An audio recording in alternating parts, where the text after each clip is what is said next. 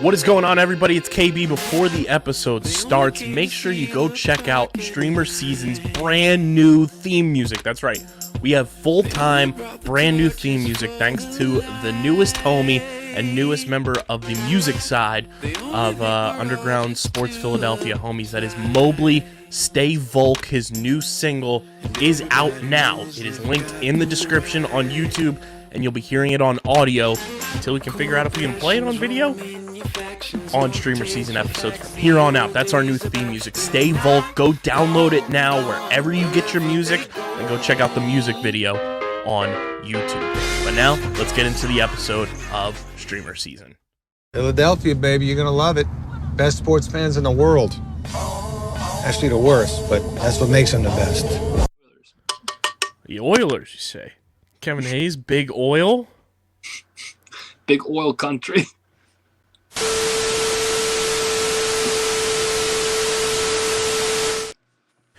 What is going on, fellow streamers? Welcome into a holiday edition of StreamerSZN. Happy holidays to you and yours, whether it's you celebrating Hanukkah, Kwanzaa, Christmas, Chrysler, Honda Days, no free ads, Boxing Day to all our Canadian brethren, or when you guys are listening to this Festivus, one of the best television show bits of all time.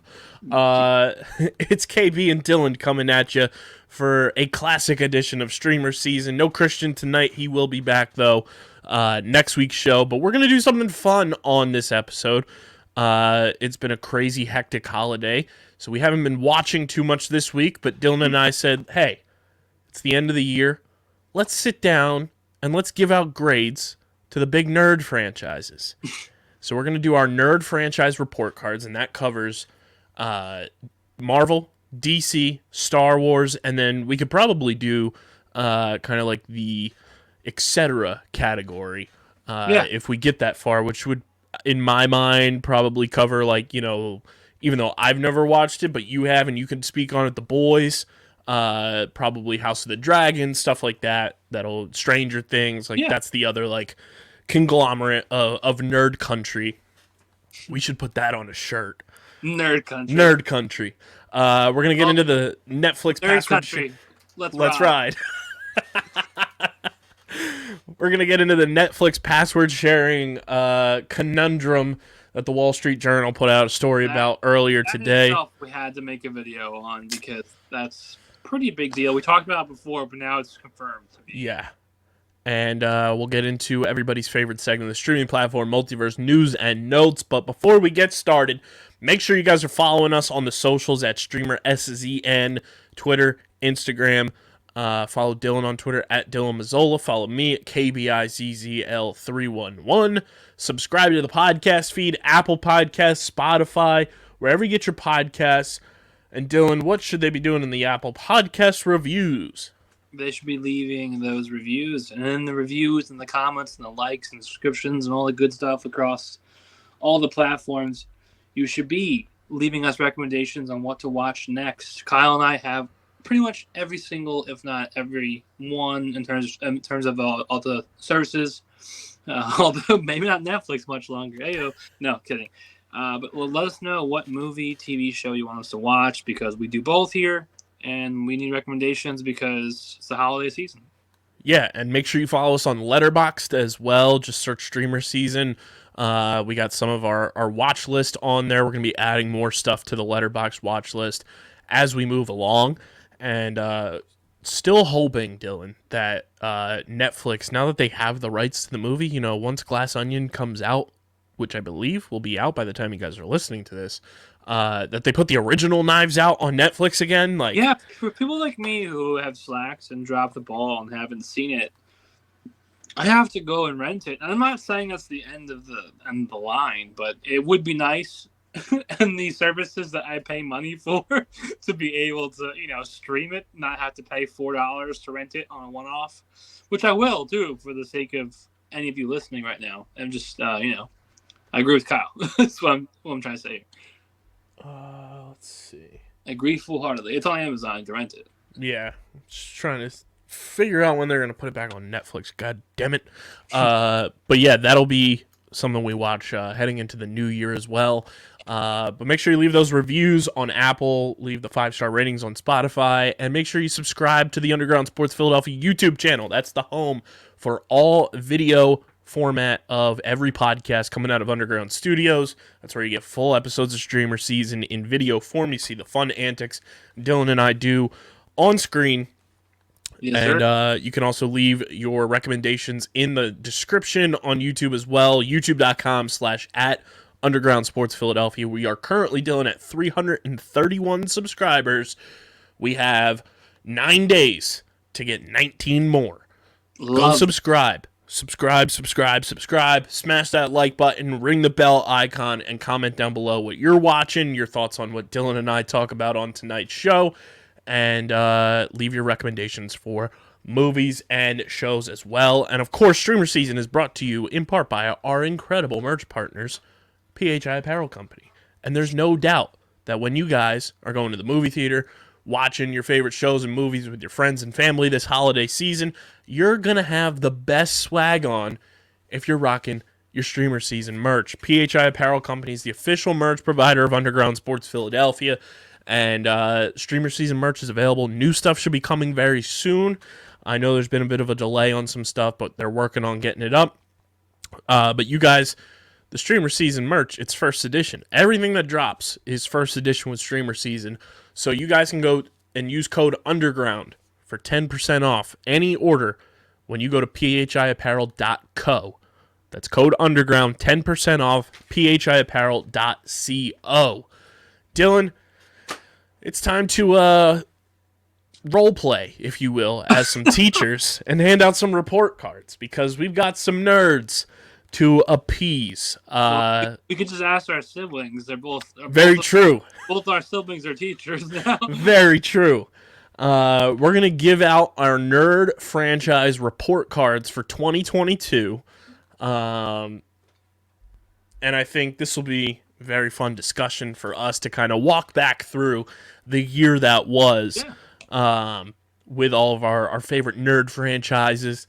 Dylan, I'll let you make the first choice. What universe, multiverse, sandverse do you want to start things off you with? You said sand, so I'm going to have to say Star Wars.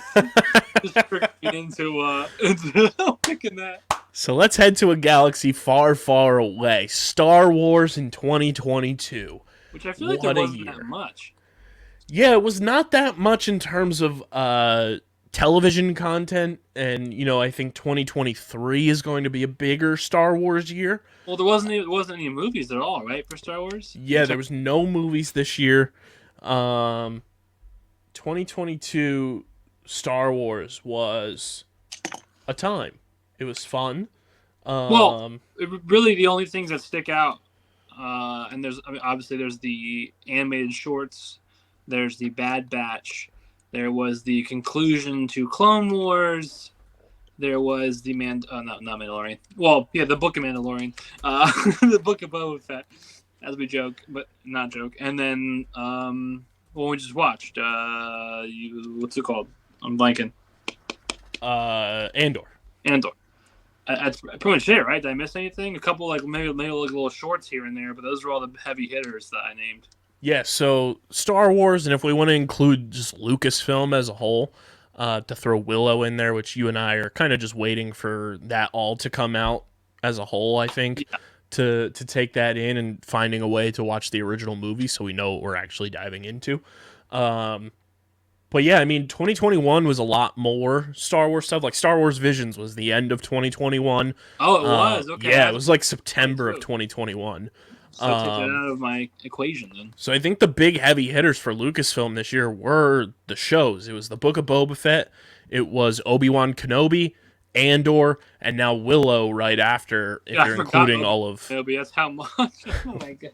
If you include all of Lucasfilm, like 2023 is much bigger in terms of Star Wars pumping out content like month by month. Like we're going to get the Bad Batch season 2. I'll be honest, Kyle. We might have started off with one of the worst franchise or one of the most report cards because no movies I feel like has to knock it down. I know you and I don't always have the same grades, and that's awesome because it wouldn't be as fun. But we both agree, having no movies, definitely It's a bummer. It's a letdown. No movies, right? And then we take away Visions, but Visions was actually kind of cool. It's a new take, and like we're getting season 2 of Visions in 2023, so. But like that's another entity we got taken away, and all in all, like the Book of Mid and Obi-Wan Mid, like. Let's break it all down though from each of the 3 that we've watched for this show.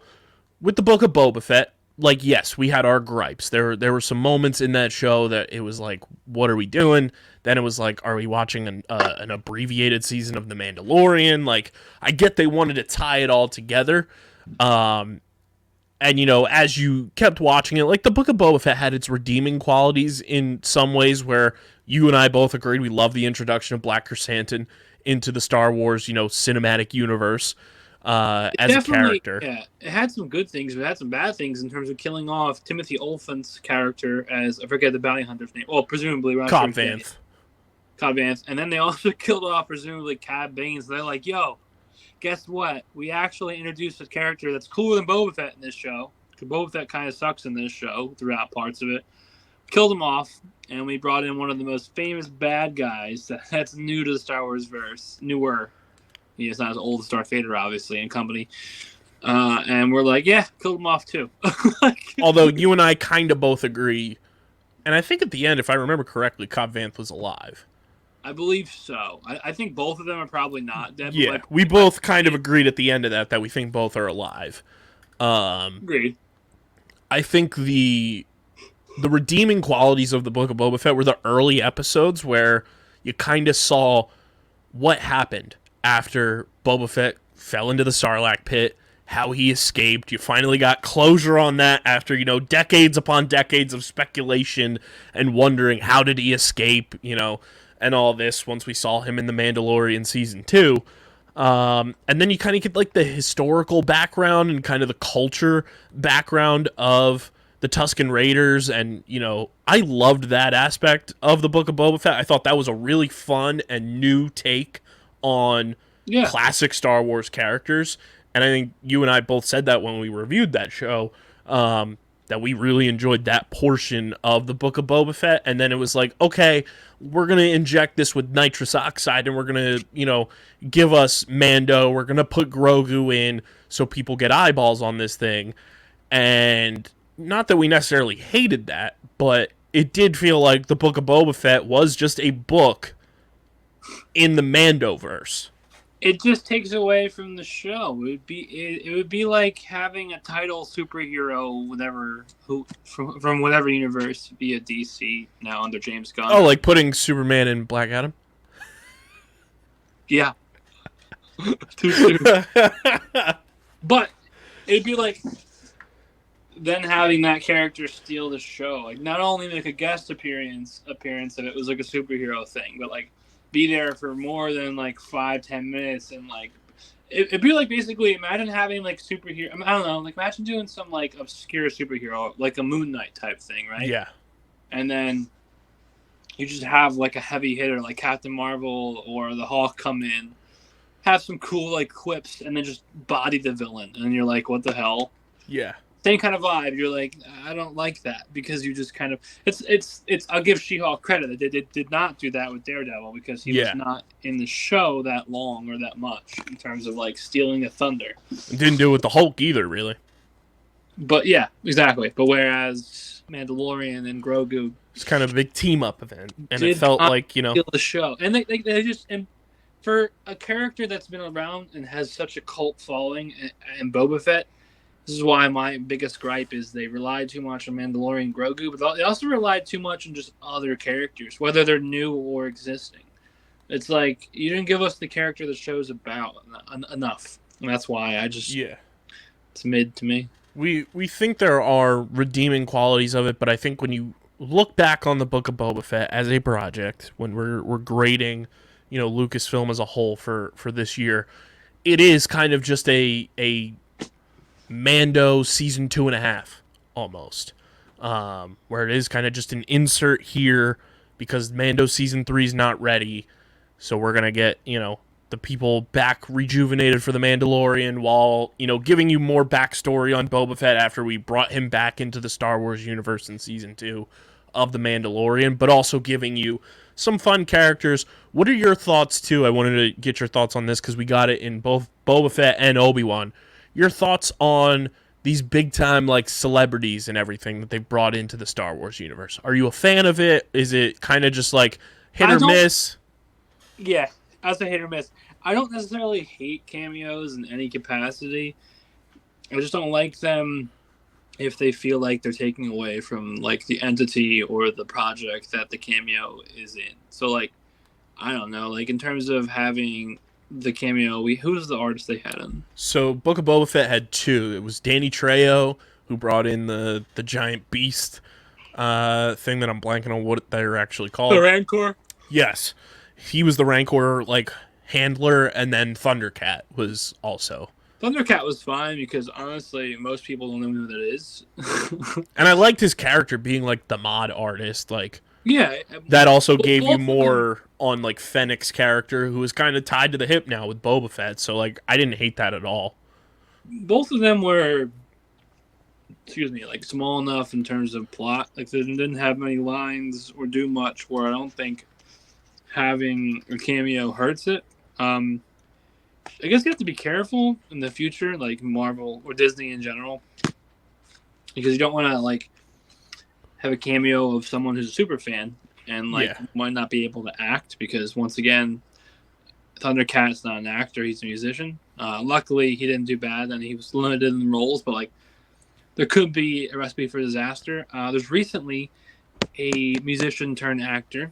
His name's Harry Styles. He's not very good at it. So we are seeing... I'm sorry, Harry. But truth. He's average. Point is, you get what I'm trying to say. You have to kind of make sure with cameos. If you're cameoing like an actor as cameo, like, there's like a Star Wars nerd, like Simon Pegg was in as like an alien in one of the movie trilogies because he's a huge Star Wars nerd. And he didn't want to like take away from the project. Right. That's my point. I don't want like them casting, I don't know, someone as like high caliber as like Lady Gaga. Well, which would be kind of cool if she's in Star Wars, but like I don't want her like singing a song in Star Wars. You know what I mean? Because that's very much just the Lady Gaga experience with aliens rather than. Yeah, I didn't hate either of the celebrity cameos in the Book of Boba Fett. I think it kind of like made those moments fun because you knew who the actor was. Yeah. But they also didn't take away from the plot, if that makes sense to everybody at home. That's where I was going with in a roundabout way. And then we moved to Obi-Wan Kenobi. That was the next installment in the Lucasfilm year of 2022, where, again, another project that had a lot of fun, redeeming qualities for the character, but also had some bumps in the road. Had another celebrity cameo with Flea as one of the kidnappers of young Leia. That was weird. I think Obi-Wan Kenobi was... I liked it more than Book of Boba, but I don't think I liked it that much more when I think of it in hindsight. It just kind of... It did some justice with the fight scene and the one scene where Anakin... Darth Vader has like the dual, like his face is cracked and like the lighting changes. And I think that's a scene we don't talk. Like I saw Will Ritz, who was one of our former interns, tweet about this. Like we don't talk about that scene enough. That scene was awesome. It's very awesome. But like besides that, and besides like, you get like the Clone Wars tease with the clone trooper when they go to that other planet. Which was kind of cool, and that was cool. And then like seeing a darker side of Obi-Wan, like where that Jedi is like, "I need your help," and he's like, "Not my problem." You see Alderaan, which was very fun as well. Yeah, next time we see it, it's a bunch of kablooies, a bunch of rocks. So I like that aspect too of showing us, Alderaan, in comparison to like Coruscant and everything that we usually are used to seeing. I love Jimmy Smits being back as well. Yeah, that's a good point. It just felt weird. Like I love the return of Uncle Ben. If you would have told me that 2 years ago we had all these projects, I would have told you Boba Fett would be my number one, followed by Obi-Wan or vice versa. But Andor, when we get to that, just blew the other two away. Yeah. And I think Obi-Wan was just like kind of just a fun journey getting back with the character again. And kind of, again, like these two projects were very much like, let's fill in the gray areas of our universe that haven't been filled in yet. Obviously, the Liam Neeson Qui-Gon Jinn cameo was very fun at the end.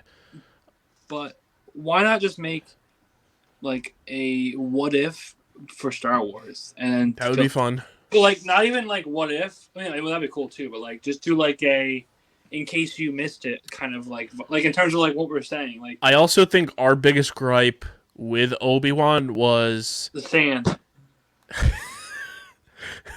Besides the sand, it was more Obi-Wan Kenobi and Princess Leia than just an Obi-Wan Kenobi show. It was more like Obi-Wan playing babysitter to young Leia in a lot of facets. And not that I hated seeing young Leia. It was just that's what a lot of the show felt like. It was like, okay, Obi-Wan's, protecting Agreed. Leia here when we have all known him to be kind of this protector of Luke, but now we're getting the aspect of, seeing what he again, like an Obi-Wan Kenobi show, like the Book of Boba Fett wasn't fully a Boba Fett show. So I think that's where you and I kind of had like our gripes with it. But again, like these two shows, I think we both agree they're kind of just like gray area fillings. Yeah, it's just kind of like, like plot, a little bit of a gray area, and then Disney, Star Wars, Lucasfilms is kind of like, we will fill it in.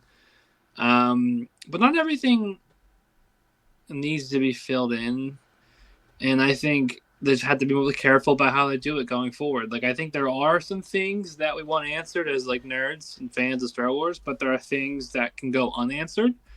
Because there's something to be said about like speculation, like in terms of like when there's gaps of like these nerd franchises, as long as they're not like too crazy and you and I are like, what the, but if they're like reasonable enough, then you and I can sit here and have like a nerd conversation and be like, I think this character was doing this. Yeah. But then when you spoon feed us, and I'm not knocking the shows, but when you spoon feed, then you're like, oh, like Leia knew Obi-Wan when she was a little girl and he was hiding. Like, how did this work? You know what I mean? So now it kind of changes things, not for the worse, but just they gotta be careful. My point is, you gotta really tread lightly, because especially like the OG Star Wars films, they're old as dirt now. So and like, I think too with like the way that Disney Plus has approached some things, and I think WandaVision did a good job of it, She-Hulk did a good job of it, and Andor did a good job of it.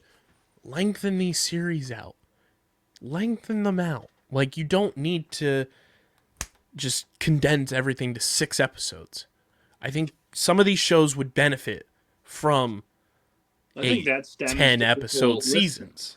I agree with you. I think we got to, as a podcast, if you're listening now, make sure you tune into some of the longer episode shows. I think that's possibly because people just don't want to watch that many episodes. Like, it's easier to wrap up. Like, if I'm watching, I don't know, like if you show me series A, B, and C and they're only 6 episodes, I can watch all 18 episodes total, whereas Andor was like almost the same length for one show. I'm not saying that's a large majority of people, but I do think that plays in totally to factor.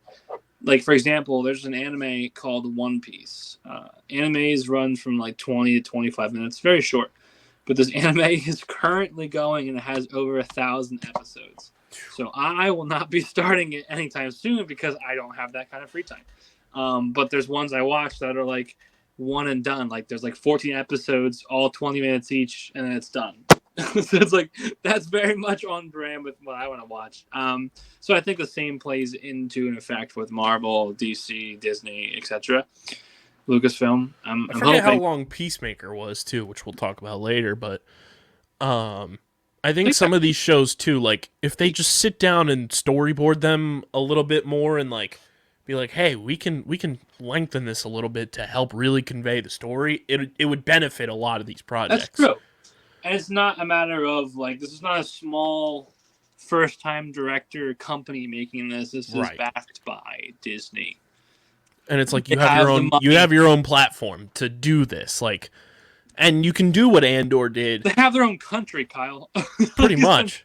You can do what Andor did and release 2-3 episodes on release day. Like, it doesn't have to be fully week by week. And, like, we've seen Loki release 2 episodes on release day. WandaVision released 2 episodes on release day. Like, it's your platform. You have the flexibility to do it. You're not at the, control of the cable networks where it's time slots. You do what you want.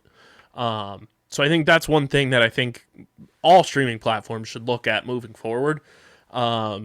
But then we get to Andor. Andor, I think, salvaged 2022 for Lucasfilm. Chef's kiss. Andor was great. It was a new vibe of Star Wars where I was talking to listener of the show, Ryan Steinbrunn, this past weekend. Ryan's great. He listens to all of our Star Wars stuff, which is greatly appreciated. And he said, he was like, what did you think about Andor? And I was like, I loved it. And he was like, we both said it felt like we weren't even watching Star Wars in the best way possible. It was a different look, which you and I have talked about since we started talking Star Wars on this show. Like, give us, those Mandalorian side stories. Give us these different aspects. You are in a film universe, a show universe where it is a galaxy far, far away. Not just a small pocket far, far away. Not just like the MCU where it's primarily Earth with a couple other like planets. It's thousands and thousands of planets. It's spaceships. It's space stations. It's moons. It's asteroid belts. It's like it has everything. It's like there's no reason why we go on the same 4 planets and the same 2 different kind of climates being sand and fucking snow. Like, come on. Well, we've luckily gotten water introduced recently in The Mandalorian, which is nice. So I guess the snow melted.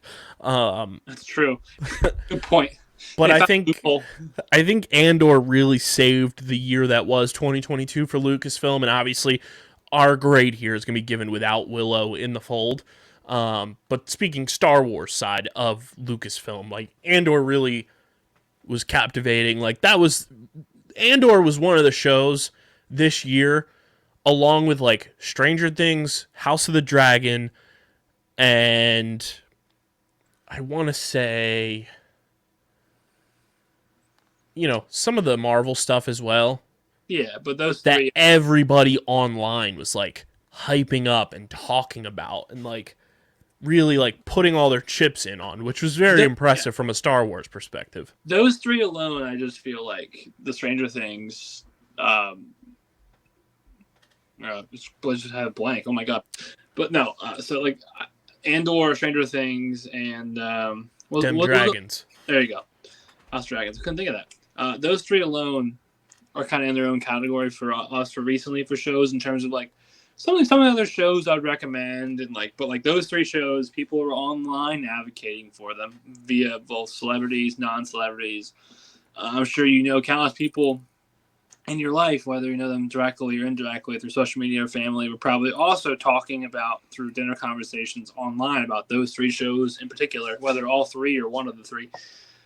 So yes, it helps Lucasfilm in that part of the grade to have, that, but like it does suck when I'm saying stinkers in the context of like some of the other nerd areas balled out. Like if we get to the other section, like Game of Thrones, because that shit show's over and we only had House of Dragons, so that universe did very well because they only had one show. And the whole no Star Wars movie thing, and to me, just weighs it down. I get it. They're being careful. But when you're careful and 2 out of your 3 shows that come out recently are kind of meh, it's like you gotta maybe get back out there, you gotta maybe get another movie in the mix. Yeah.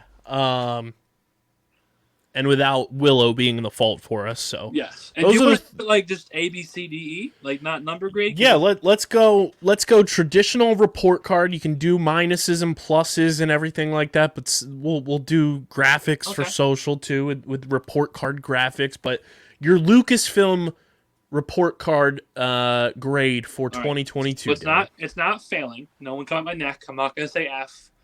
I'm not even gonna say D. Okay. So this report card you can shut to your mouth. I will say C minus though. That's where I was sitting at. I was gonna say C plus, but I was like, I really didn't like Book of Boba Fett, and Obi-Wan was kind of mid. So C minus. I think I'm at a C for so we're Lucasfilm. basically on the. And this is obviously factoring in no Willow in our grade, so we reserve the right to retroactively change our grade one way or another. Mine might go up to a C or a C plus if I like Willow, and then same thing with Kyle. I think Book of Boba Fett was like, it was decent. Obi-Wan Kenobi was fun. Andor was like a masterpiece. And when you combine all those together, it averages out to right down the middle for a C grade, a C minus grade, C plus, however you see fit. But I think Lucasfilm was decent, and it gets points off for no movies. It gets points off for kind of just lack of content compared to the other universes, the other studios we're going to talk about as we give out our nerd report cards here. But all in all, a decent year for Lucasfilm. And it's lack of content in terms of quality as well. Like, it's one thing to not have that much, but like, it's another thing to not have that much, and like, I didn't really like most of it. Like, you know what I mean? In terms of like Marvel, they at least give you a lot, and there are different things for everyone. Yeah. My grade for Marvel might not be that much higher, but my point is, like, there's at least a lot to sample through, regardless of whether you like it or not. Whereas Star Wars, it was like, we got this, this, and this. That's it. And I think next year when we do this, Lucasfilm's grade will be boosted from the amount of content that there will be, because 2023 kicks off with the Bad Batch Season 2. Star Wars Visions Part 2 is coming out in 2023. Mandalorian Season 3. Ahsoka is supposed to come out in 2023. Like, there's a lot more coming from Lucasfilm in 2023. Kind of just a down year 2022 was, and that's unfortunate, but C minus is the grade there from Lucasfilm. Dylan, I say we pivot to the DC no longer EU and go through everything that came out of DC this year, which includes Peacemaker, which was one of our top-rated projects of the year. That was good. The Batman, I think we include in the DC segment here, which we both didn't love it as much, but you definitely didn't hate it. I would not say that. Trying to see what else came out in 2022 for DC that didn't get canceled. I honestly at the top of the Black Adam, which we haven't seen, but we can kind of base it off of The Rock's not returning as Black Adam. I was going to say, I'm basing it off as The Rock's not returning. It actually did not make money. It was a technical bomb, and The Rock had to lie about the money in which they spent or made. So, not great. So there was those. I don't believe we will be including DC's League of Super Pets in our grading here. I did not even know that was a thing until right now, Kyle. Obviously, Batgirl got canceled, which was a big-time bummer. And then the Harley Quinn show that is on HBO Max. That's a good one. I'm based mine off of that. I watched that. Is on there as well for this year. I'm trying to see if there's anything else that we may have missed. There's probably some animated movies and stuff, but just to cover our bases. Was Wonder Woman this year or last year? I think that was 2 years ago, which is crazy. It is crazy because I don't think I watched the new one all the way.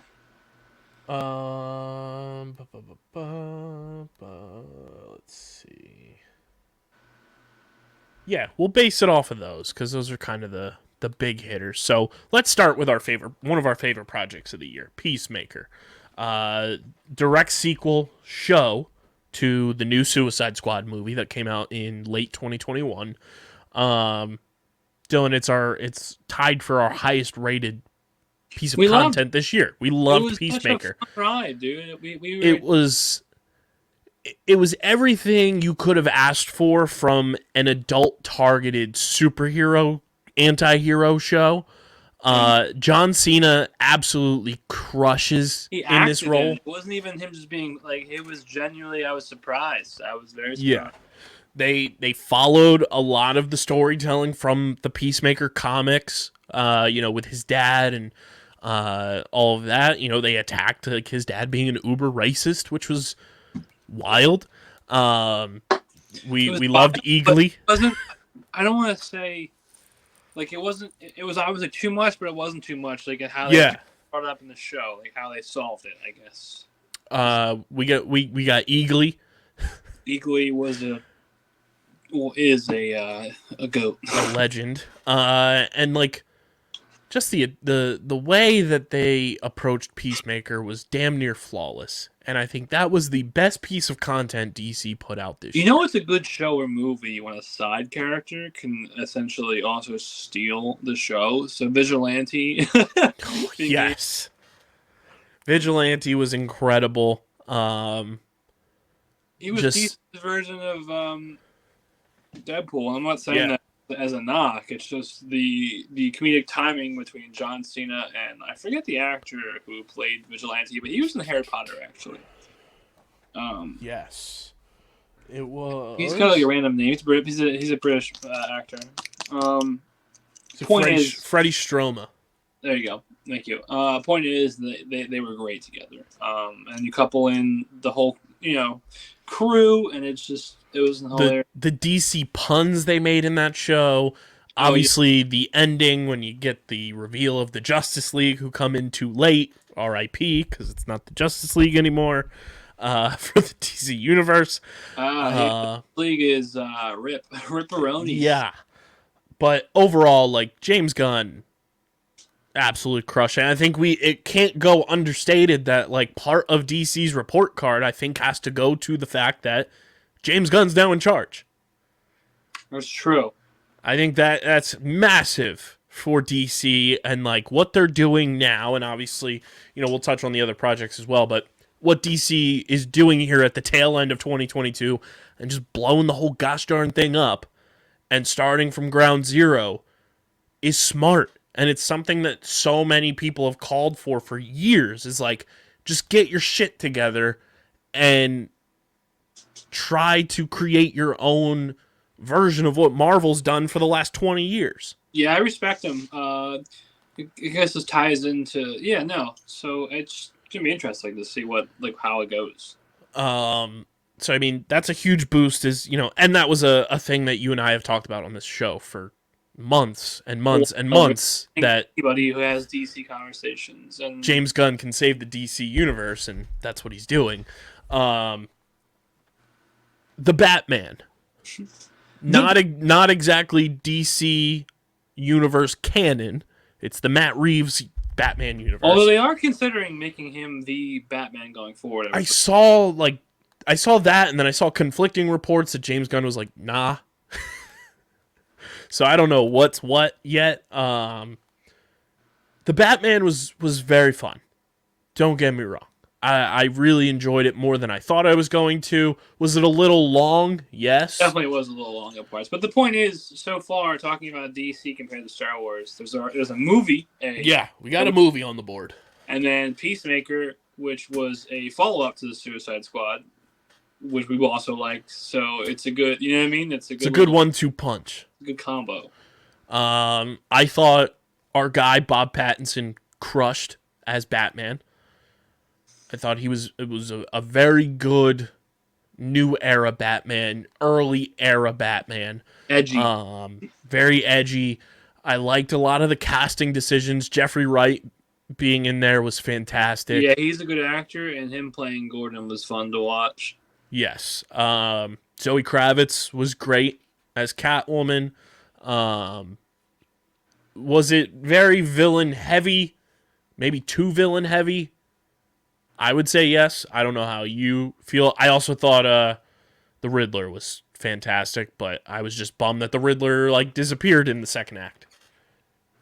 Yeah, it was a lot of villainy, but I think with Batman universe, you kind of have to expect that because his whole thing is that his rogues have a lot of their own personalities and stuff. You know what I mean? So did we agree when we kind of discussed it? We didn't ever do a full review on it, which we will eventually. You didn't really need the Joker in this movie. I agree with that, full-heartedly. And we felt. I think we both felt this way when we were talking about it off pod. Like that should have been the post-credit scene. Same. Yeah. No, I agree. I agree full-heartedly. It didn't have to be in the actual run of the film. But overall, like the Batman was a very, very, very solid movie, and for that to come out of DC and that be on their resume for 2022, I think is big time. Agreed. But then you go to the Black Adams, you go to the cancellation of Batgirl, you go to the DCEU is no more. It is now the DCU, so they're starting from scratch.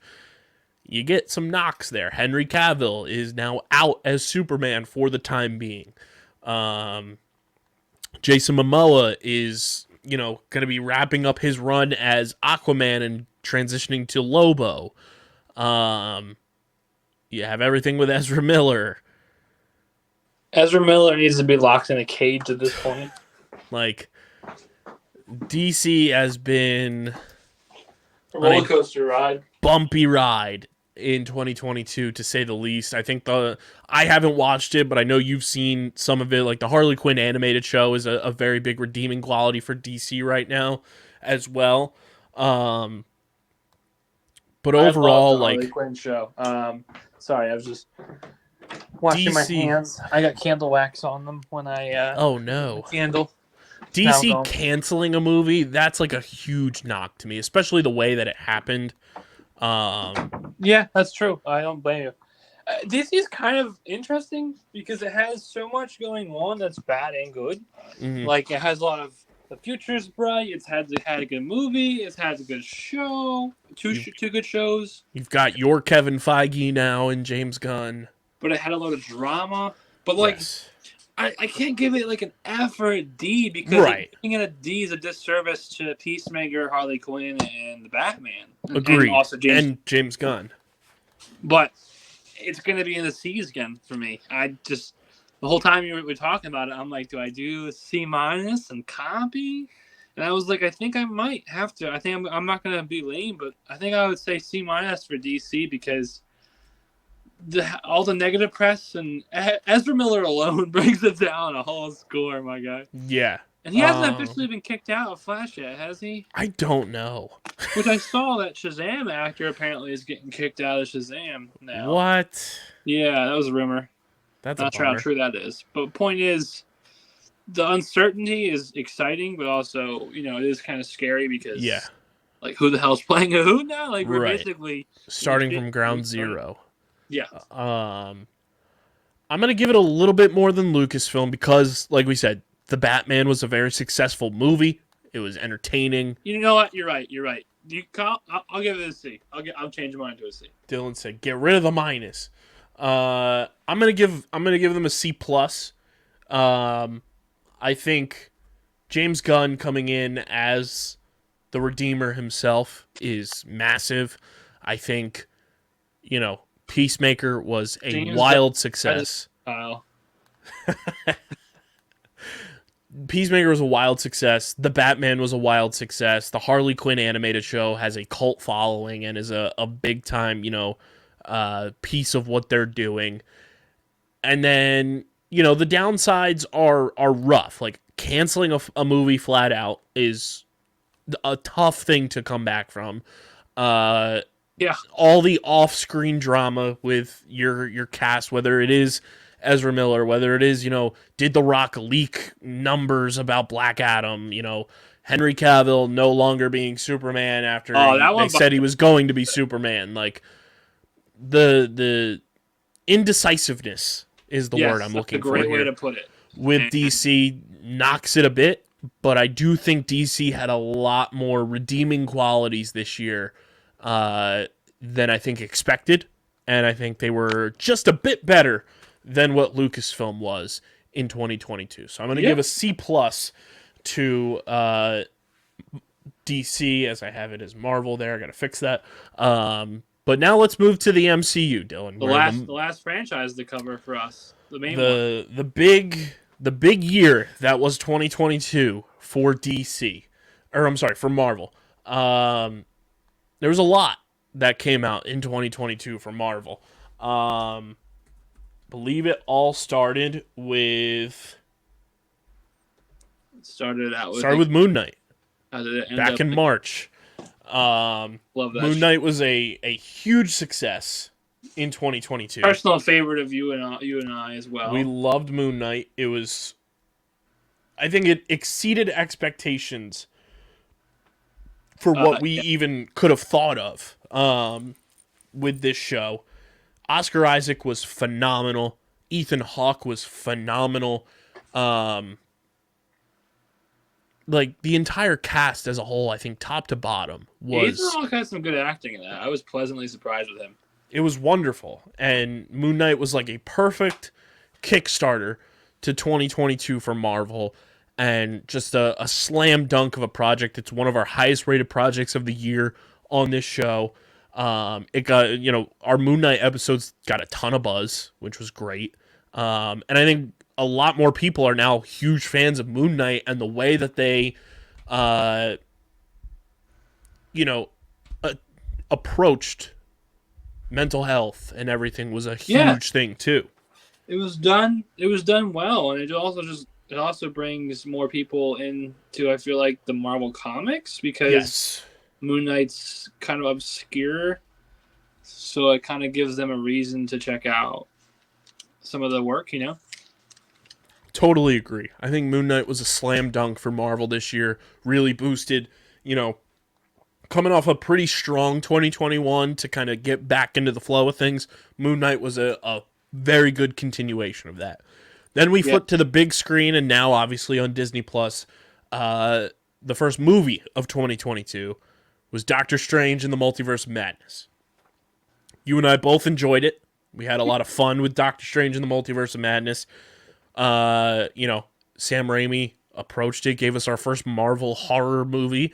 I think there was a lot of good things to take away from Multiverse of Madness, a lot of new introductions, a lot of new doors opened. I think Multiverse of Madness was a big boost for Marvel. I know a lot of people on first watch were kind of disappointed, but then when you find out that, like, this is a good movie for the comic fans, and if you know the comics, you're going to enjoy Multiverse of Madness way more than if you don't know them.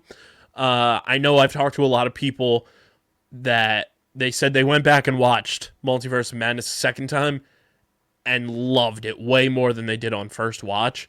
How do you think Multiverse of Madness stacks up for 2022 in Marvel's run here, Dylan? I didn't hate it.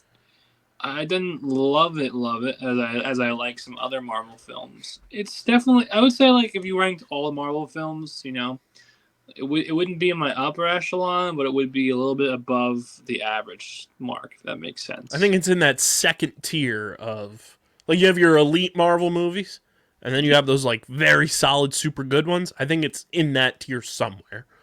Yeah, I'd say in that tier, or, like, right below for me. I don't hate it. It's just, there's some things about it that I didn't really enjoy, and I still don't enjoy when I watched it the second time.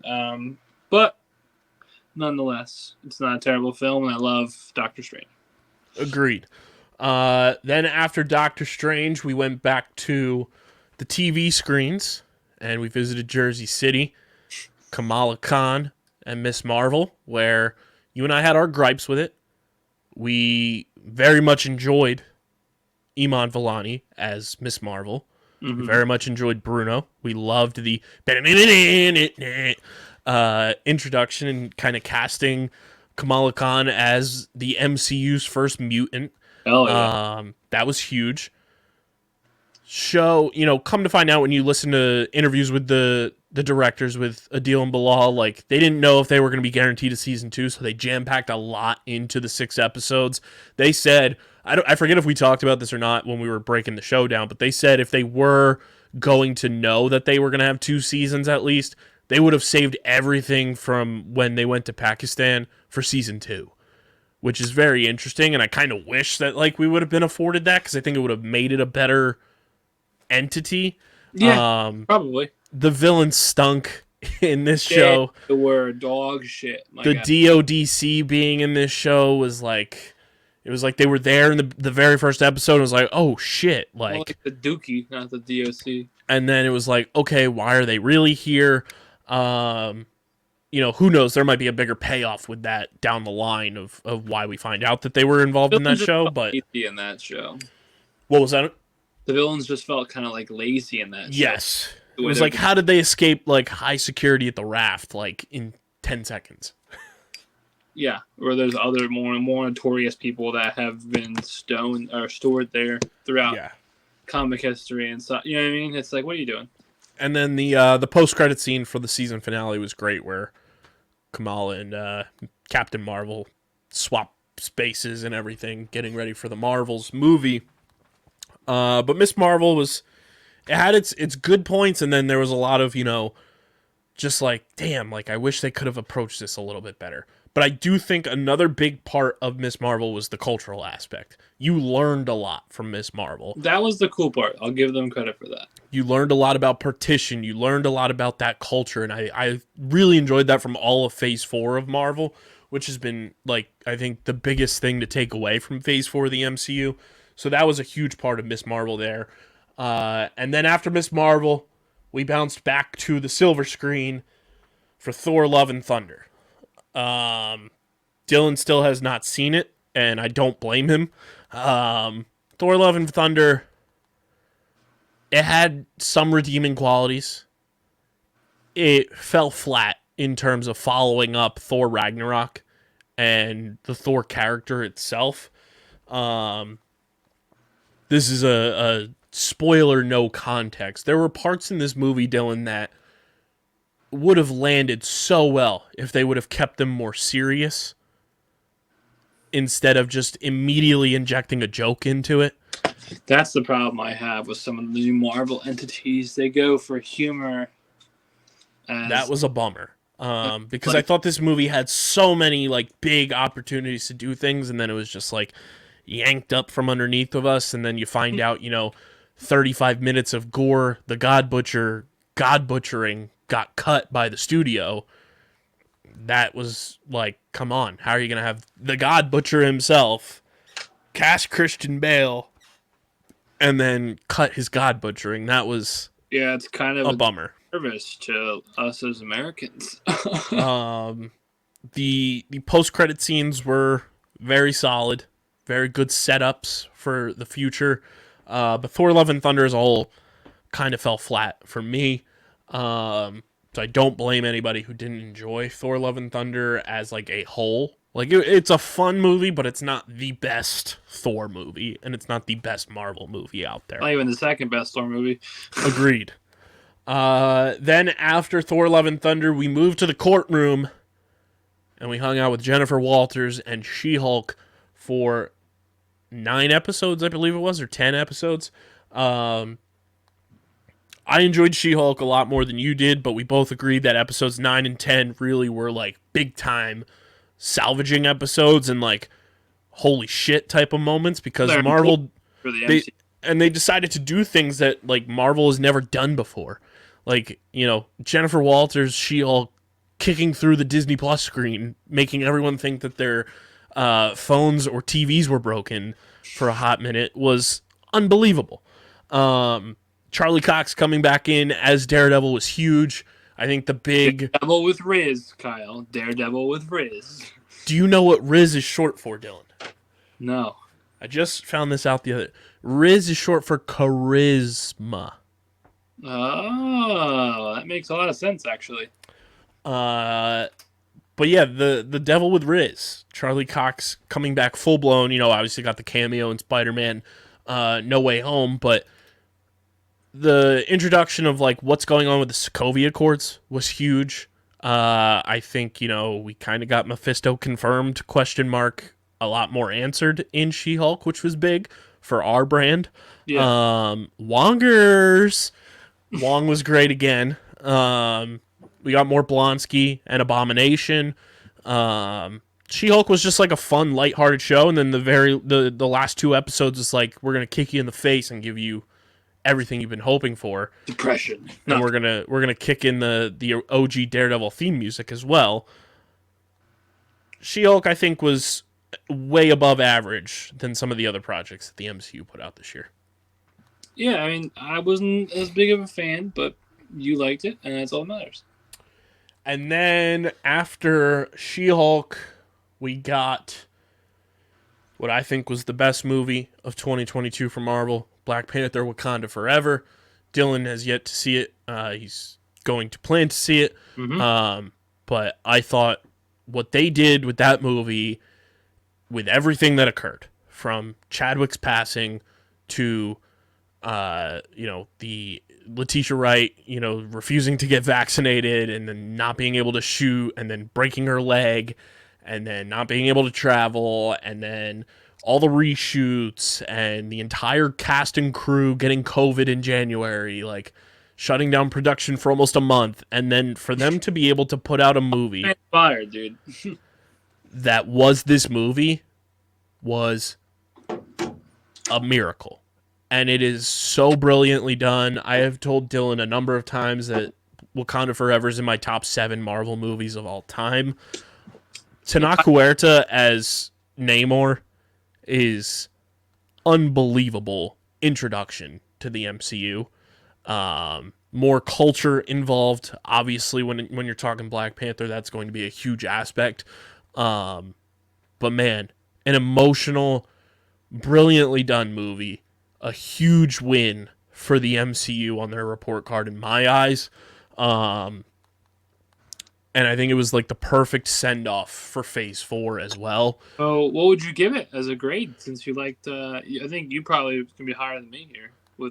And then the last 2 things too, because we got holiday specials. There's more. We got holiday specials from the MCU, and we got shorts. We got the I Am Groot shorts.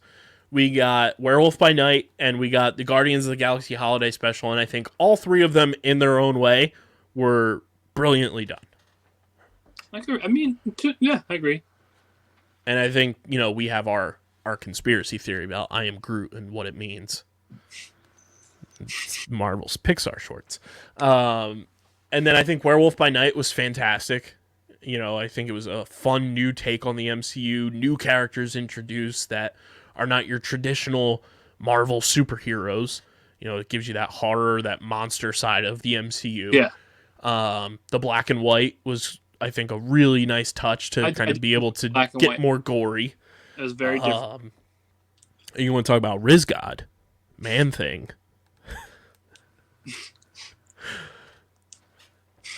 And then I thought the Guardians holiday special was good because, it gave us Cosmo the Space Dog for the first time as part of the Guardians. And then Kevin Bacon, dude. We got Kevin Bacon, who that just confirmed James Gunn listens to this show. And then we got the biggest news that Mantis and Peter Quill are siblings, which has been long speculated. And it's now confirmed, and I think that's huge. And we know the Guardians bought Nowhere from the Collector, and that means the Collector's alive somewhere. But overall, Dylan, 2022 for Marvel, I think they did a lot of good. They put out a lot of content. They had a lot of hits. They had some, bumps in the road. But I think Marvel's going to get our best grade from the both of us, if I'm just sitting here predicting. But yeah, no, you're not wrong. It will be the better. I mean, I'll say it now. It's a C+ for me. It's a better grade. Just a lot of the projects I wasn't a fan of myself, so that's why the grade is lower. But I'll give them credit, and I gave them the highest one because it did release some content that I liked. They released some shorts. Moon Knight I was enamored with. Doctor Strange, which wasn't terrible. So yeah, and I also haven't seen Thor: Black Panther, so I think that grade could go up. Yeah, Dylan does reserve the right for his grade to change. Yes. I'm gonna give Marvel a B+ for 2022. I think they did a lot of good. I think they did a lot of solid world building for the universe. A lot of new characters introduced that will be around for years to come. A lot of reintroductions for characters that are beloved, especially Charlie Cox's Daredevil. I think that's big time. And then, I think they did a brilliant job sending off Phase 4 with Wakanda Forever, and that was, that's a movie that should bring home a lot of awards at the Oscars this year for a lot of people involved.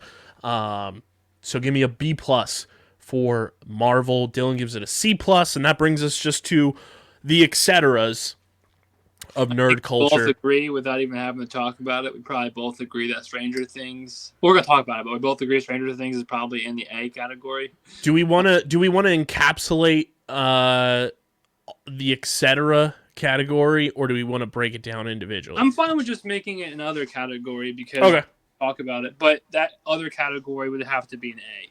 I'm not sure. I gotta give me a second to think A- plus or A, but just House of Dragons and Stranger Things alone, like that's those two were slam dunks. They both got 9s from us, and that says a lot from me, having not watched Game of Thrones ever. Exactly, that's my point. So trying to look here and see if there's anything else that would fall into the I guess Wednesday technically is current. It's going. Wednesday is current, still going. I think that's gonna wind up being in the A category for me as well.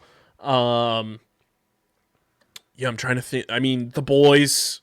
You've seen The Boys. Yeah, I haven't. So if we're encompassing The Boys, this is. I think The Boys falls into that nerd culture, etc. other category. This is an A. I agree. I think it's an A for the other. If we do it as a 4, tier thing where it's, House of the Dragon, Stranger Things, The Boys, Wednesday, and any other thing that you can kind of think of in that other category of nerd culture, it's a slam dunk year in terms of the other category. There's just too much good quality content for that other category to have anything other than an A. Yeah, I mean, the return of Stranger Things after the long hiatus was massive. You have to throw Wednesday in there because it broke a Stranger Things record for opening, first week on Netflix for hours watched. Yeah. I think House of the Dragon really, brought people back in to the Game of Thrones universe. And it brought people in for the first time, like people like yourself. And you not in for an episode, you watched the whole thing and enjoyed it. So that's something to be said. And I think, with the layoff that there was from Game of Thrones with the finale of that series to this, where a lot of people were speculating, I don't know how this show is going to be. And then as soon as they dove right back in, they were back in, and I think House of the Dragon, saved the Game of Thrones universe. 120% agree with that take that you just said. And then The Boys, Dylan, give your spiel. The Boys is everything I can want from a superhero show and more. The Boys, for reference, Kyle, would be at least an 8.5 out of 10 in terms of if I was rating it. So it's a very, very quality show. And to be coupled with Stranger Things, which we just enjoyed, and, The Boys is great. It's just dark. It's it's how superheroes would be if they were real. Mm-hmm. So it's exciting. So there it is, our nerd report cards for 2022. The etc. other category passes with flying colors with an A. Marvel gets a B+ from me, a C+ from Dylan. DC gets a C+ from me and a C from Dylan. Lucasfilm gets a C from myself and a C- from Dylan. Still, C's get degrees, everybody. It's been a quality year for the nerd culture. Yeah. 2022 was the year of the nerd, I would say. It's good, though. People listening, you're the nerd, we give you good news. And then the next part, will Kyle bring up shortly, not so good news. So shout out to all the nerds. Leave your nerd report cards in the comment section on YouTube. We'd love to see how you guys feel about those 4 categories. Let us know if we forgot anything too that you would include. Please. But like we said, for Lucasfilm, DC, and Marvel, Dylan and I reserve the right to adjust our scores once we see some of the other things now that they're available and, all that good stuff. Quick hitter here. Netflix password sharing, Dylan. It's something we've talked about a number of times on this show. It will end password sharing in 2023. According to the Wall Street Journal, more than 100 million viewers will be affected. And apparently Netflix may let subscribers pay to share accounts with up to 2 people outside of their homes. They're currently testing this in Latin American countries. And like I said, this comes from the Wall Street Journal. It's just a money. Yeah. But, it's also a money L in terms of, they're going to lose a lot of money, like you just talked about, like they're projected to. And do you really think that many people are going to pay? I feel like I know so many people who have Netflix because their parents or ex-girlfriend or girlfriend or brother or whatever have it. There's so many people that are not going to have Netflix after this ban, I guess we'll call it, officially goes live. And I'm not knocking it because you can always just go to someone's house and watch it then. So there's ways around it. But, with how our society is and, the COVID scares and stuff, it was just very nice to be able to share stuff. And who's to say, I had the scenario offline with Kyle, we were talking about it. Let's say your house divided in terms of you get a divorce and you split the kids. But, one parent should have to, not both parents should have to pay for Netflix. That's a little unfair. You know what I mean? You're traveling these kids around. Why should you both have to pay for the service? You know what I mean? Or have to pay extra? Also, what if you travel a lot for work? Is it gonna knock you up if you're watching? That's mentioned in this article from the Wall Street Journal as well. We'll link this in the description for people to read. Netflix has updated its customer help pages this year to say accounts are only to be shared by people who live together. The company has said it would enforce its rules based on IP addresses, device IDs, and account activity. And they go to say drawing a hard line on who should be allowed to share passwords has proved tricky. Should kids going off to college be allowed to share their parents' password? And what happens when users have a second home, travel a lot? I just don't understand how they're going to enforce it but be open about it. How they're just it just seems like people can lie then. I'll just say, yes, I'm going to college, and then I have Kyle's Netflix password.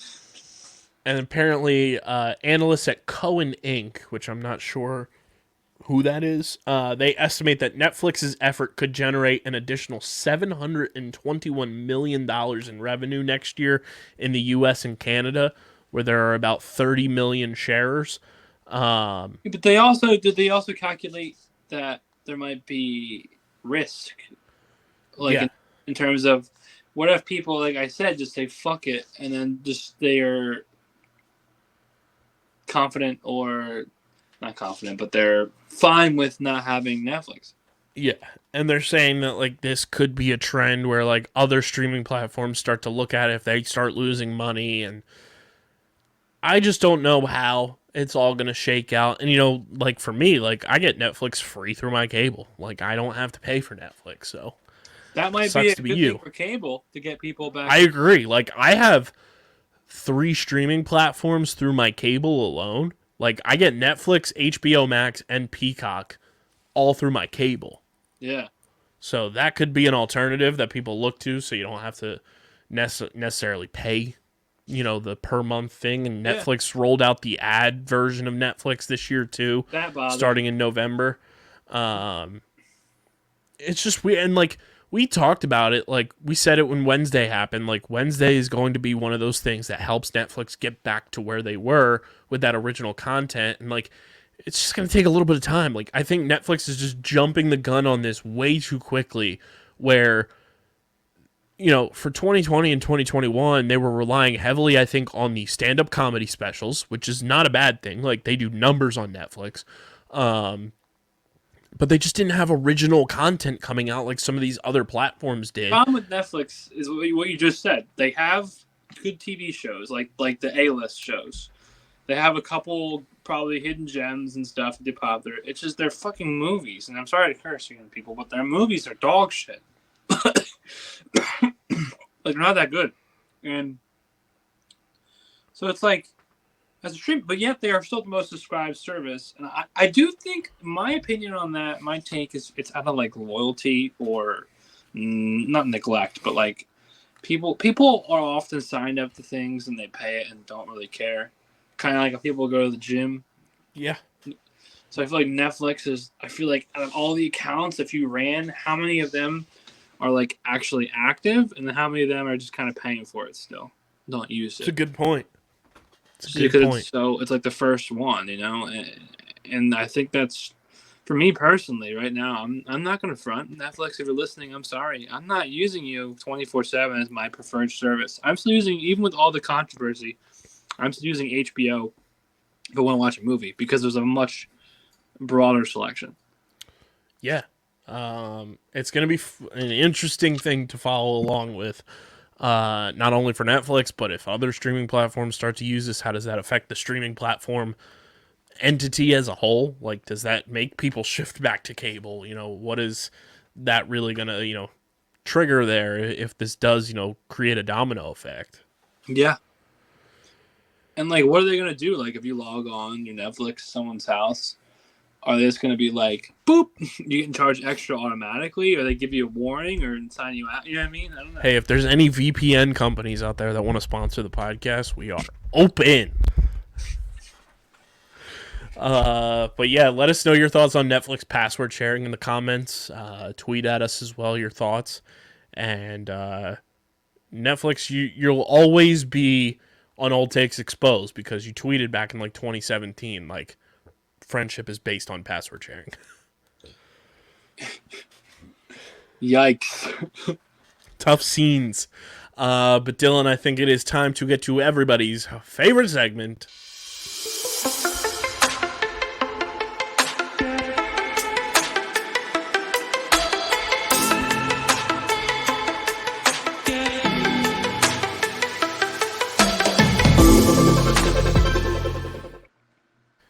It is the streaming platform Multiverse News and Notes, and this week it's brought to you by Dylan's favorite beverage of choice, Kenwood Beer, everybody's favorite Philadelphia beverage. You can get Kenny's now at the Wells Fargo Center if you're in the Philadelphia area, going in to take in the Sixers, the Flyers, the Wings, or Villanova basketball when they're playing at the Farg. You can get the big Kenny's at the Wells Fargo Center, or you can use that all-new and improved Kenny tracker at kenwoodbeer.com to see who's got Kenny's on tap in the Philadelphia area. You got to be 21 or older to do so. And, of course, please drink responsibly this holiday season and always. Dylan, I think the first bit of news we should talk about here is the end of an era. Ash Ketchum and Pikachu. Dude, I know, that's crazy. I wanted to get your thoughts on that right off the bat. They will be retiring Ash and Pikachu as the main protagonists of the Pokemon anime after an 11-episode run that will come out early 2023, and then two new characters will now be the quote-unquote faces of Pokemon moving forward. I'm kind of sad, the nostalgia factor, but I guess it makes sense. The 10-year-old boy has to finally not be 10 anymore. Ash did win he did win the league in the most recent season. Reunited with Butterfree. Oh, Butterfree. Murder in the heart. No, but I think it's fine. I mean, it's the end of an era. End of the era, and I think it's a long time coming. From an anime perspective, because obviously Pokemon is technically anime, how does this kind of, like, in your anime angle of things, like, line up, like, story-wise, for the end of an era of something? I mean, generally, I have the hiccups, so excuse me, folks. Generally, what happens in anime when the character leaves like that, usually the anime like is over, you know what I mean? But Pokemon is such an established world that they can kind of go on. So I feel like it's kind of hard to compare it, because imagine like there was like an anime that's kind of styled like, I don't know, like Bruce Willis, Die Hard. Excuse me, I might have hiccups, so it's gonna be a thing. if that character like leaves, then someone else could take over. But you know what I mean? It's kind of like meh. But like with Pokemon, realistically, you're just gonna follow some other young trainer's journey, and then if it's popular, you got another 20, 30 years with this character because Ash was 10 forever. Yeah, Ash has been around forever, so congrats on the retirement, big dog. You and Pikachu gonna go live it up at Professor Oak's and I'm lab. sure they'll make cameo appearances. Yeah, I agree. I think that'll happen at some point. Dylan, I think this is something that's long overdue, too, that a lot of people are blown away that we haven't done this show yet. But Season 2 of Invincible drops in January. I've watched the show. It's fucking incredible. It's something that's on my watch list, so stay tuned. We'll be doing Invincible probably in the new year. This was very fun to me. I saw this late last week. Donald Glover will star in and produce a Spider-Man villain spin-off film, Hypno Hustler, according to the Hollywood Reporter. Interesting. He said he's interested in the musical aspect of the character and the fact that he has less Marvel canon, quote-unquote, baggage. The project could be anything from a disco period piece to a reimagined modern hip-hop version or even a cyberpunk future play. I like that. I'm super stoked about that. I think it's going to be really, really cool. Weirdly, this feels weird, but a year ago, this past week, Spider-Man No Way Home was released. That's crazy. I think that's already been that little bit of time. Moving forward here, what else did we have? Oh, we got the new trailer for Oppenheimer, which is a movie that you and I are totally going to go see together. Crazy. We got our first look at Loki Season 2, which you and I are both stoked about. We can't wait for more Loki. It looks even crazier. To hear my hiccups. It looks even crazier than Season 1. I'm excited about it. Dylan, are you ready for one of the Are You Ready to Feel Old bits of news and notes? Dude, you always do this. Just lay it on me. It's one of your favorite franchises, too. Which probably gets included in the etc. from the report cards. Lay it on me. Lord of the Rings, The Fellowship of the Ring was released 21 years ago this week. Oh my god, I'm a grandpa. Did you see people are calling for Into the Spider-Verse, they want Spooderman? No, I didn't see that. Give the people Spooderman. Give them what they want, as my computer decides to. I bought into the hype that I got that new video game that's made by the Rick and Morty creators. I didn't see that. It's called High in Life. The guns talk to you. And the one gun is voice sounds just like Morty. So it's pretty fucking it's incredible. I'll have to check that out. Yeah, it's very, very crazy.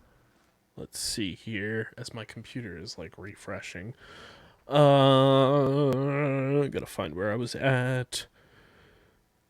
We used to talk about Harley Quinn. Season 4 releases on HBO Max in 2023. So that's exciting. Hugh Jackman says that they will use a device to, quote, move around timelines in Deadpool 3. Well, that's incredible. I love that. That's going to be wild. This kind of surprised me, but then it didn't. Can you currently guess, Dylan, the percentage on Rotten Tomatoes for Puss in Boots 2, the new movie that 84%. Would you be surprised if I told you it's much higher? I would be pleasantly shocked. Based on 61 reviews at Rotten Tomatoes, Puss in Boots 2 is currently at 97% on Rotten Tomatoes. So 96 robots have gotten to the reviews. No,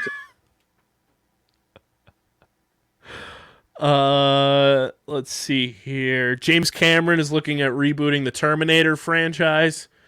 Nothing has been decided, but I would make it much more about the AI side of everything than bad robots gone crazy. It's kind of an interesting way to word that, though. I'm kind of intrigued by that. See, I'm very intrigued. Shout out Poppy. Did you see Jerry Bruckheimer says Margot Robbie's Pirates of the Caribbean movie is still alive and it is back on? I completely forgot about that. That was even a thing until right now. They said it's alive for me. It's alive for Disney. We believe we'll get it made. It's a very strong story. Another film meant for a younger cast is also close to being ready. Some interesting stuff there. I'm not mad about it. I like the Pirates of the Caribbean franchise. I fell off with it, as it moved along, but overall, I think it's a very solid franchise for Disney. Agreed, full-heartedly. There are 25 Spider-Men that will appear in it across the Spider-Verse. I literally love that for us. Love it. Let's see. Where was I? Oh, here we go. We got a quote from Harrison Ford about why he joined the MCU, Dylan. Paycheck. He said, "Look, I've done a lot of things. I now want to do some of the things that I haven't done." Said when asked if it involves motion capture, he smiled and did a zipped lip sign. Interesting. The other bits here, this is more cultural and a little bit more Top Bin stuff. Go subscribe to Top Bins. You see Lionel Messi is now the owner of the most liked post on Instagram. Over the egg. We mentioned this earlier. The Rock says Black Adam will not be involved in the DCU's first storytelling chapter. Not surprised. Cry me a river, Dwayne. Cry me a river, Dwayne. The hiccups are getting to me, dude. Worldwide box office, Avatar: The Way of Water has crossed $500 million. Dude, apparently that the actors were all in water the whole movie because the name, when they were filming, pretty wet. They just peed in the pool. Watch that film. They're swimming in piss. Whatever you're into. Film for you. I'm sorry, but whatever you're into. New trailer for The Flash is releasing during the Super Bowl. It's Warner Brothers' first Super Bowl trailer in 17 years. I hope the trailer is actually just a live interaction of James Gunn firing Ezra Miller. Christian sent this in our group chat earlier. Charlie Cox is shooting Daredevil Born Again in New York from February until December. He still hasn't seen the scripts. His instinct is that the series, quote, will be dark, but probably won't be as gory. Says, let's take the things that really worked. That's crazy. But can we appeal to a slightly younger audience without losing ... what works? Shooting this show for a year. That's insane. That is insane, dude. That's a long time. Dylan, I think there's a movie now that we can also add to our watch list for the show because it's now available on streaming. Top Gun Maverick's now on Paramount Plus. Hey, I like that movie. I also want to get your take on this. A federal judge has ruled that movie studios can be sued under false advertising if they release deceptive movie trailers. That's all. That's bullshit. I think trailers reveal too much as it is. I like when films or studios make fake trailers. I think it's hilarious. Yeah, and it shows you stuff that you're not going to see in the movie, but they filmed it anyway. It's not like it's fake footage. They actually filmed it. Yeah, agreed. Jesus, my hiccups will not go away. And then apparently Gal Gadot will reportedly return as Giselle in Fast 10. Her character died in Fast 6. Cool. For context. Cool. I also spoke with Dom earlier this week. I sent him about Hunter Season 2. I believe we will get Dom on the show for I'll have to hop on and watch that show with you Hunter's reviews and everything. So get ready for that. But Dylan, any final thoughts? Anything you're hoping for this holiday season from your favorite streaming platform? Well, first I'm hoping for his hiccups to go away. True. On cue. On fucking cue. Secondly, I just want to wish everyone a Merry Christmas, Happy Holidays, whatever you celebrate or don't celebrate. Just be happy. And let us know what to watch, because I actually have a little downtime for once in my life. So, and as do anyone listening, you probably have downtime too, being like the holidays. So please, the usual thing I always say, in the reviews, let Kyle know what he wants to watch next. There's tons of movies. We can do Top Gun, etc., etc. So let us know. We'd love all of you. And once again, enjoy the holidays. Absolutely. Happy holidays, Merry Christmas, Happy Hanukkah, Kwanzaa, Festivus, Boxing Day, and everything in between. Merry Chrysler. Merry Chrysler. We appreciate the living hell out of all of you guys. And yeah, 2023, we're taking this thing bigger, badder than ever. Dylan and I are planning on going to Comic-Con in the summer. Hell yeah. So big things coming, and it's all because of you guys. But make sure you guys are following us on the streaming platforms, Twitter, Instagram, Letterboxd, at StreamerSZN on all of them. Make sure you follow Dylan on Twitter at Dylan Mazzola. Follow me at KVIZZL311. Subscribe to the podcast feed, Apple Podcasts, Spotify. And like Dylan said, leave those 5-star reviews on Apple with your movie and show recommendations. And you can also do that in the YouTube comment section, youtube.com/@undergroundsportsphiladelphia. That's where you get full video episodes of every Streamer Season podcast episode. And smash that like button, ring the bell icon. Be a friend, tell a friend this holiday season to subscribe to the YouTube channel. And make sure you get your merch as well, phiapparel.co, and use code UNDERGROUND for 10% off any and all merch orders from our amazing merch partners, PHI Apparel Company. But this has been another episode of Streamer Season, the official streaming platform TV and movie podcast on the Underground Sports Philadelphia Podcast Network. For Dylan, I'm KB. We'll be back next week with our most anticipated streaming platform projects of 2023. But until then, the Cowabunga boys are heading on out of here. See ya! Cowabunga.